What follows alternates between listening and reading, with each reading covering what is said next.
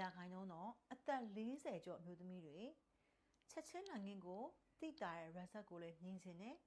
ကိုယ့်ရဲ့အလှပကိုလည်းပို့ပြီးတော့ထိန်းသိမ်းချင်တယ်ဆိုလို့ရှိရင်တော့ပြုလုပ်သင့်တဲ့ကုထုံး2မျိုးရှိပါတယ်အသက်40ကျော်လာပြီးနဲ့အမျှမိန်းကလေးတွေရဲ့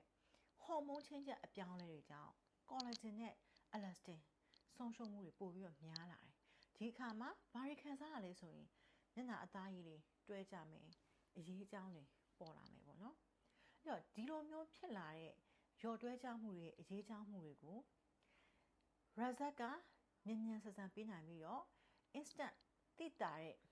result မျိုးရကျင်တယ်ဆိုလို့ရှိရင်တော့ဒေါက်တာတို့ပြုလုပ်တင်တာကတော့2မျိုးရှိပါတယ်နံပါတ်1ကတော့ thread lift လို့ခေါ်တဲ့ကြိုးကြီးကုထုံးတွေပဲဖြစ်ပါတယ်သူကရော်တွဲကျနေတဲ့အသားအရည်ကို instant lifting ပေါ့ချက်ချင်းလန်ကြီးကိုပင့်တင်ပေးနိုင်ပြီးတော့ကြာရှည်ခံတဲ့ result လေးရှိပါတယ်အချိန်ကြာလေးပို့ပြီးတော့ကျဉ်းရင်းလာလို့လည်းဖြစ်ပါတယ်နောက်တစ်ခုကတော့အရေးကြောင်းပြောက်ကုထုံးဖြစ်တဲ့ဘိုထောက်ကုထုံးပဲဖြစ်ပါတယ်သူဆိုရင်လည်းအချိန်တိုအတွင်းမှာကိုပဲ98% တော့ result ကိုရရှိပြီးတော့အန်နီယလက်ကင်ကြာရှည်လက်ခံဘတ်ဂျက်လက်တန်တဲ့ကုထုံးတွေဖြစ်ပါတယ်အဲ့တော့ဒေါက်တာသေးဆေးကမ်းမှာတော့ဒီလိုမျိုး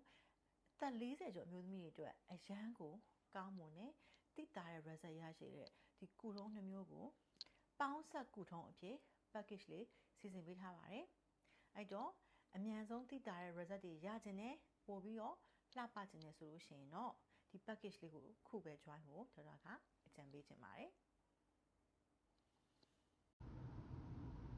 Dr. Thay Aesthetic Clinic